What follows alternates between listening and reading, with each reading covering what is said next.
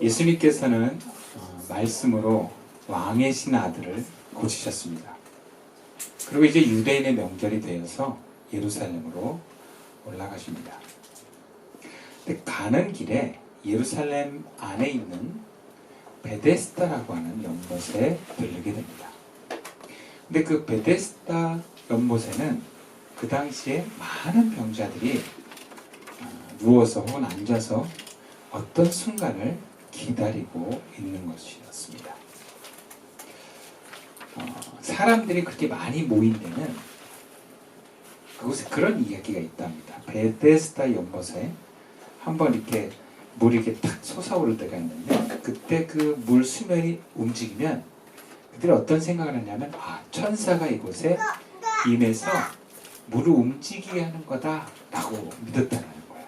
근데 그 순간에 가장 먼저 환자가 그 연못에 들어가면 그 사람은 병이 낫는다, 그런 믿음이 있었답니다. 그래서 사람들이 모여가지고 그 물이 언제 움직이나 이렇게 다 기다리고 있는 거예요. 그런데 그렇게 수많은 사람들이 다 병자들이 되어서 물을 기다리고 있는데, 예수님의 관심은 38년 된 한 병자였습니다. 예수님께서 그 38년 된 병자를 보시고 먼저 다가가서 이렇게 말씀하십니다. 6절 말씀입니다. 예수께서 그 누운 곳을 보시고 병이 벌써 오래된 줄 아시고 이르시되 네가 낫고자 하느냐. 요한복음 4장 뒷부분에 나오는 왕의 신하는 아들이 병에 걸렸을 때 가버나움에서 갈릴리 가나에 계신 예수님께 찾아와서 부탁을 했습니다. 아들의 병을 고쳐달라고. 그리고 그는 분명 예수님이 자기 아들의 병을 고칠 수 있다라는 믿음을 가지고 부탁을 했습니다. 근데 예수님께서 당시 가버나움으로 직접 가시지 않고 말씀으로만 병을 고쳤어요. 그 왕의 신하가 예수님의 말씀을 믿고 병든 아들에게 돌아갔는데 종들이 아들이 나았습니다 라는 소식을 전해줬어요. 그 나은 시기가 예수님이 말씀하신, 선포하신 네 아들이 나았다라고 하는 그 시기와 같았다는 것을 성경은 이야기하고 있습니다. 그 사건이 일어난 바로 다음에 일어난 사건이에요. 지금 여기에 베데스다 목가에 병을 고치신 예수님께서는요, 예수님을 믿지도 않고, 아니 예수님을 알고 찾아온 사람이 아님에도 불구하고 병자를 고친 내용입니다. 그것도 먼저 예수님이 다가가서 병을 고치신 사건이에요. 이게 되게 놀라운 겁니다. 예수님이 먼저 다가가셔서 구원을 선포한 사마리아 여인 정도는 있었지만, 적어도 사마리아 여인은 예배와 구원에 관심이 있는 사람이었어요. 예수님을 그리스도로 믿지도 않고 하나님 나라에 어떻게 보면 관심도 없는, 오직 병 낫기만을 원하고 그것에만 관심 있는 사람에게 예수님께서 먼저 다가가셔서 병을 고치신 것은 굉장히 이례적인 사건이에요. 오히려 대조적으로 예수님께서 고향에 가시는데 그 예수님을 믿지 않아서 많은 이적을 행할 수 없었다, 그런 얘기가 오히려 더 많이 있습니다. 믿음이 없이는 예수님이 하나님이어도 능력이 나가지 않습니다. 그래서 예수님의 기적에는 늘 믿음을 전제로 합니다. 그래서 질병 치유는 대부분 믿음을 가지고 예수님께 다가온 사람들에게 일어나는 기적이에요. 아니 본인이 믿음이 없으면 친구들이 들쳐고 와서라도 지붕을 뜯어서라도 내려서 예수님 앞에 오면 치유는 받습니다. 근데 요한복음 오늘 5장 베데스다 사건은 사복음서에서 참 드물게 예수님이 먼저 다가가서 믿음 없는 사람에게 질문을 하고 질병을 고쳐주신 사건입니다. 더군다나 지금 이 베데스다 연못가에서 38년 된 자의 병을 고친 날은 안식일입니다. 안식일은 원래 유대율법으로 병을 고치면 안 되는 날이에요. 당장이라도 지금 치료하지만 않으면 죽는다 이런 응급 환자 외에는 안식일날 병을 고치면 안 됩니다. 행위를 하면 안 돼요. 예수님도 원래 굳이 안식일날 사람들이 있는 데서 특히 자신을 경계하고 뭔가 꼬투리를 잡으려고 하는 이런 유대 율법 학자들이나 바리새인들 앞에서 굳이 이런 치유행위를 하시는 분이 아닙니다. 그리고 38년 된 병자는 이미 38년 동안 병자였기 때문에 그 다음날 고쳐도 문제가 없어요. 그럼에도 예수님은 안식일에 이렇게 치유 행위를 하신 것입니다. 사회적으로나 그동안의 예수님의 치유 방식으로는 잘 안 맞음에도 불구하고 이례적으로 이런 기적을 베푸십니다. 그렇다면 왜 예수님께서는 안식일에 자기를 믿지도 않고 찾아오지도 않은 38년 된 병자의 병을 먼저 찾아가서 고쳐주셨을까요? 믿음이 없는 사람에게 믿음을 뭔가 생길 수 있는 말씀을 줘서라도 고쳐주려고 한 것입니다. 우리는 그 이유를 안식일에 일을 행한다는 이유로 비난하는 유대인들을 향해서 예수님께서 대답한 것에서 우리는 발견할 수 있습니다. 17절 말씀인데요. 함께 읽어보겠습니다. 시작. 예수께서 그들에게 이르시되 내 아버지께서 이제까지 일하신 나도 일한다 하시니. 지금 예수님이 뭐라고 하시겠냐면 하나님께서 나를 통해서 이렇게 일하시니까 나는 일할 뿐이다 라는 거예요. 지금 예수님의 이 말씀은 안식일에 이 38년 된 병자를 고친 사건을 가지고 얘기하시는 거예요. 예수님도 율법을 지켜야 하는 유대인이고 또 지금까지 구원 사역을 위해서 기적을 베푸셨던 그동안에 해온 모습들이 있지만 지금 요한복음은 그 모든 방법과 행동, 말, 대상, 이 시기가 하나님과 철저하게 하나 되는 가운데 이루어졌다고 이야기를 합니다. 하나님께서 큰 틀에서 예수님께 명령하고 예수님이 알아서 사역하신 게 아니에요. 예수님의 공생애는 하나님과 철저하게 하나 되어서 일하신 것입니다. 요한복음 뒤에 가면 내가 말하는 것도 하나님이 원치 않은데 함부로 말한 게 없다라고 표현해요.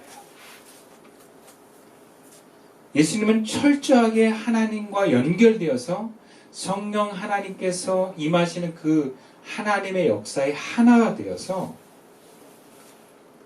지금 그 일을 감당하고 계신 거예요. 그러니까 38년 된 병자를 왜 고쳤냐?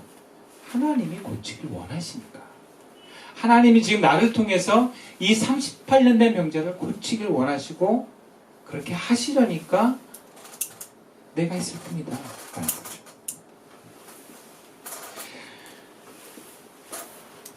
여러분, 우리의 사역도 이러해야 되고 이런 수준까지 나아가기를 주님은 원하십니다. 이것이 하나님의 뜻이라여 내가 내 힘과 내 의지로 감당해내는 것이 아니라 그 순간 그 사역에 성령 하나님과 하나 되어서 내가 행동하고 말하게 되기를 그렇게 감당하기를 주님은 원하십니다. 그러다 보면 내가 먼저 다가가기도 하고요. 그러다 보면 뭐 내가 생각지도 못한 일을 또 행할 때도 있습니다. 이상과 상식을 뛰어넘을 수도 있고요. 상황과 이해를 달리해서 감당해내는 일들이 일어날 수 있습니다. 하나님의 일이 그런 게 제법 많아요. 그냥 해야 되는 일이 있습니다. 나중에 나름대로 의미 부여도 해보고 그 일을 통해서 보람도 찾아보긴 해요. 근데 나중에 그렇게 우리가 의미 부여를 하는 거지. 하나님 나라의 사역이라고 하는 건요, 의미와 유익을 떠나서 그냥 해야 될 때가 있어요. 교회 사역도 마찬가지입니다. 꼭 교회에 도움이 돼야 되고 교회 부흥과 관련이 돼야 되는 사역 말고도 하나님의 나라를 통해서 하고자 하는 일들이 있어요. 누구를 만나라고 하는 것에 내가 만나기도 하고요. 또 어떤 사건과 일에 내 시간과 에너지와 물질을 써야 되는 경우가 있습니다. 이성과 상식을 넘어서 하나님이 친히 우리 교회와 성도를 통해서 일하고자 할 때 그냥 우리는 그냥 해야 되는 경우가 있습니다. 왜? 하나님이 원하시니까요. 그런데 이 사역이요, 문제가 있습니다. 어떤 문제가 있냐면, 첫 번째는 이게 묻지도 따지도 않고 그냥 하다 보니까 이게 정말 하나님이 원해서 하는 일이냐라는 문제가 있어요. 다시 말해서 분별의 문제가 있어요. 우리는 성령 체험에 있는 사람들이 하나님이 원하신다는 이름 아래 말도 안 되는 상황에 뛰어드는 모습을 종종 봅니다. 물론 우리가 하나님의 일하심에 대해서 또 어떤 우리가 원하지 않는 결과에 대해서 함부로 말할 수는 없습니다. 저도 잘 모르겠어요. 그러나 그렇다고 해서 모든 일에, 모든 내가 그냥 하는 일에 하나님의 일이다, 하나님의 뜻이다 라고 말하는 것에 대해서 우리가 다 맞다 그래야 되느냐 고민해봐야 됩니다. 그렇다면 도대체 하나님의 일하시는 것이 무엇인가? 우리는 이게 하나님의 일인지 아닌지를 어떻게 분별하는가? 오늘 본문에서 두 가지를 발견했습니다. 첫 번째, 8절과 9절 말씀입니다. 함께 읽어볼까요? 시작. 예수께서 이르시되 일어나 내 자리를 들고 걸어가라 하시니 그 사람이 곧 나아서 자리를 들고 걸어가라. 여기서 우리는 하나님의 일하심에 대한 두 가지 원칙을 발견합니다. 첫 번째는요, 하나님의 일에는 반드시 하나님의 생명이 흐릅니다. 하나님의 생명이 흘러요. 그 두 번째는 하나님의 일하심에는 반드시 하나님의 뜻이 있습니다. 하나님의 뜻. 우리를 향한 하나님의 뜻이 있습니다. 오늘 본문에서 예수님은 38년 된 병자에게 낫고자 하느냐 물으시니까 말씀을 선포했어요. 이 사람이 막 무슨 얘기를 하죠. 그리고 나서 뭐라 그러냐면 일어나 내 자리를 들고 걸어가라 합니다. 이것은 예수님께서 종종 말씀하시는 치유의 선포 말씀이에요. 그런데 이 치유의 말씀을 들은 이 38년 된 명자가 그 말씀을 듣고 행동하니까 하나님의 생명이 흐릅니다. 하나님의 생명은 질병을 치료합니다. 지금 이 사람에게 하나님의 생명이 흐르면서 치유의 역사가 일어납니다. 치유에 일어난 역사가 일어났다는 건 뭐냐면 하나님이 인간을 본래 창조한 창조 의도대로 회복됐다는 겁니다. 그럼 이 땅에서 하나님의 사역은요, 한마디로 얘기하면 생명 회복사역입니다. 그래서 하나님의 일하심의 자리는 하나님의 생명에 이르고 치유의 회복이 일어나는 것이 하나님 나라가 세워지는 현상입니다. 우리가 하나님 나라를 감당할 때, 그 사역을 감당할 때 봐야 되는 모습이 바로 이 생명이 흐르냐를 봐야 돼요. 생명이 흐르냐. 대상에게 그 생명이 흐르면서 나타나느냐, 나에게 그 생명이 흐르면서 내가 경험하고 있느냐, 이걸 확인하는 것입니다. 하나님의 일에는요, 그렇게 하나님의 생명이 흐르고 하나님의 생명이 흐르면 분열이 하나가 되고 죽음이 치유가 되고 그리고 감사와 기쁨이 생겨나기 시작합니다. 여러분, 그 생명이 흐르는가를 보셔야 돼요. 내가 하는 하나님의 일을 통해서 이 생명이 흐르는 거야.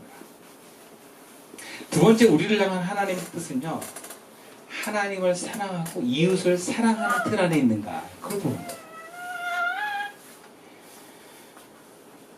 여기서 안식일에 38년 된 병자를 치유하는 것은요, 이웃을 사랑하는 그 뜻에 포함됩니다. 원래 안식일 자체가요, 하나님을 경외하기 위한 날이기도 하지만 이웃을 사랑하기 위한 날입니다. 특히 약자들, 종들을 위해서 쉼을 주는 날이에요. 종은 원래 쉬는 날이 없었어요. 노예요, 노예.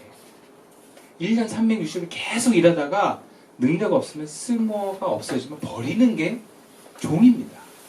근데 하나님께서 유대인들에게는, 하나님의 백성들에게만 안식일 동안 일하지 말게 했습니다. 한마디로 종이 일시키지 말라는 거예요. 주인이 아무것도 안 해야 종이 일을 안 하잖아요. 종이 유일하게 쉴 수 있는 날이 안식일이에요.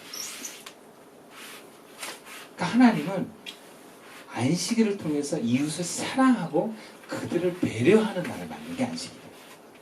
그러니까 안식의 큰 뜻은 사랑이에요.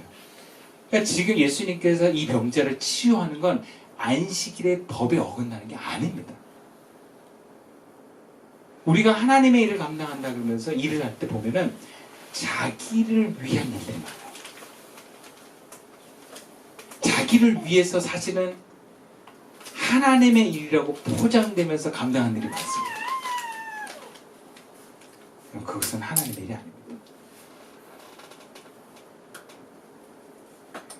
하나님의 일은 생명으로 흐르지면서 그것이 이웃을 향하는 방향으로 있다는 것을 우리가 잊었으면 안 됩니다.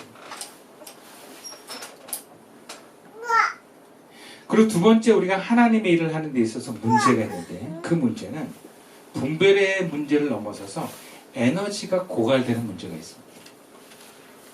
여러분, 하나님의 일이라고 해서 우리가 무조건 힘이 막 넘쳐가지고 감당하는 게 아니에요. 하나님의 일도 지칠 수 있어요. 이 경우에는 이 일이 보람되고 좋은데 몸이 지치는 경우가 있어요. 아, 힘들다. 몸이 힘들면 마음도 힘듭니다. 그리고 뭔가 충분한 하나님의 영적 에너지를 공급받을 시간이 없을 때 우리는 이런 지침을 경험합니다. 교회 봉사 많이 해본 분들은 이런 경우 한 번씩은 다 있어요. 네. 그럴 때는 교회에다 이 문제를 놓고 함께 고민하면서 나눠야 돼요. 교회는 영적인 가족입니다. 가족은 가족 구성원의 짐을 함께 감당하도록 맺어진 공동체입니다. 여러분, 이게 부끄러운 게 아니에요.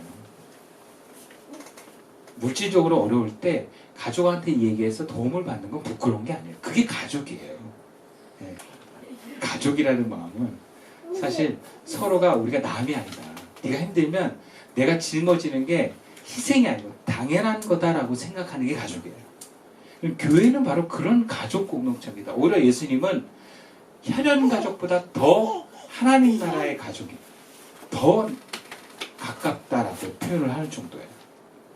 왜? 하나님의 뜻에 우리가 하나가 되어가기 때문에. 그래서 우리가 하나님 나라 사역을 하는데 힘들면 같이 나눠지는 거예요. 네. 그것을 당신이 신앙이 부족해서 그렇군요. 더 열심히 기도하십시오. 이러면 안 되는 거예요. 그러시면 제가 이 부분 같이 감당해 줄게요. 아니면 제가 기도할게요. 이렇게 가는 것이 그 짐을 함께 짊어져가는 공동체입니다.